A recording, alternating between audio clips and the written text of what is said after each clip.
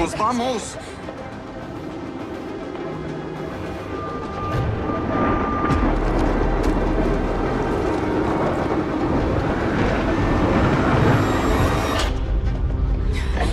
Papá, tengo miedo.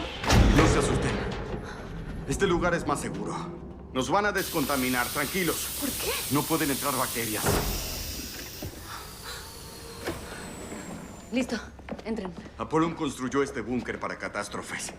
Está bien equipado. ¿Esto es una catástrofe? Aún no lo sabemos. No quiero estar aquí. No te preocupes. Iremos a casa pronto. El manual. Tiene toda la información de este lugar. ¿Cuándo volverás? No tengo idea. ¿Te irás? Mamá, ¿qué es este lugar? ¿A dónde va papá? ¿De qué hablan? No sé.